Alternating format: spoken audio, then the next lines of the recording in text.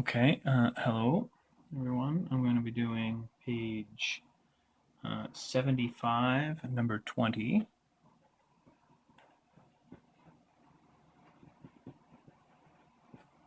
And it reads, determine the equations of both lines that are tangent to the graph of f of x equals x squared and pass through the point 1, negative 3. So, I think what we'll do first is we'll make a quick diagram. Okay, just so we can see what we're dealing with here. So, I've got there's my f of x equals x squared. And right around here will be the point 1, negative 3.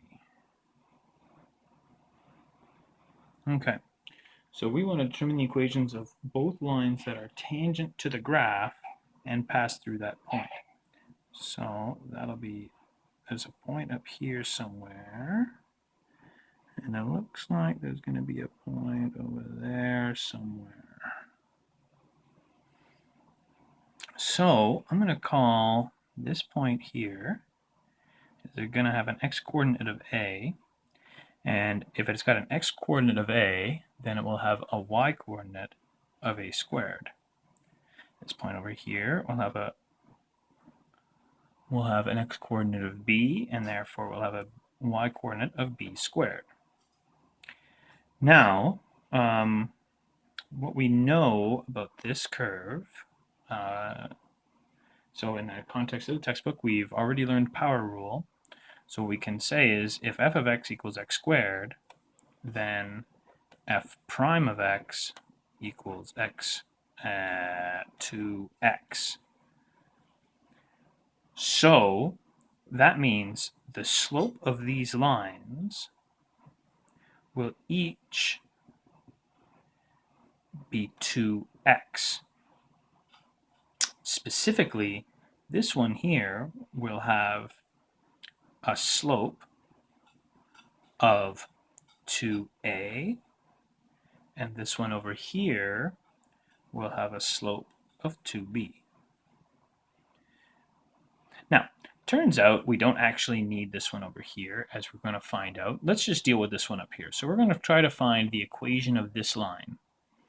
So if I'm talking about the equation of that line, then what I'll do is I'll say I know that the slope is equal to 2a, but since I know 2 points on this line, then I could also say that the slope is equal to delta y over delta x for those 2 points. So that means this 2a, which I know to be algebraically true based on the derivative, is also going to be equal to the difference between the y values, a squared minus negative 3 or plus 3, over the difference between the x values, a minus 1. So now I've got this equation with only one unknown in it. I just have to solve it. So we'll go and multiply both sides by a minus 1, get this. And I'll expand 2a squared minus 2a equals a squared plus 3. And then I'll say that a squared minus 2a minus 3 equals 0. And this right here is going to be a looky what we have here. That's going to be a minus 3, a plus 1 equals 0. So that means that a could be equal to 3 or negative 1. Now, if I go back up here and I look at my diagram, I have 2 values of a that'll make this work. It just turns out that one of those values of a I already labeled b. So when we come back down to here, this negative 1, according to my diagram, is going to be my answer for b up here.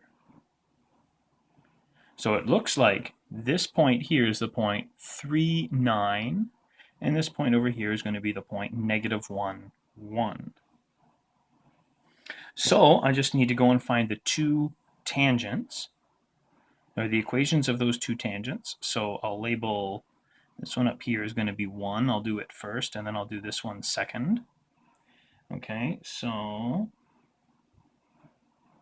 when I do this, I'll have a y equals, so I'm going to use this right here. If I know that a equals 3 for equation 1, then I'll use the slope of 6x plus, and there's the famous b variable again. If you watch my other video, b shows up all the time. So I'm going to sub in the point that I know is 1, -3. So -3 goes here, time equals 6 times 1 plus b, or b equals -9. So my first tangent there is going to be y equals 6x minus 9.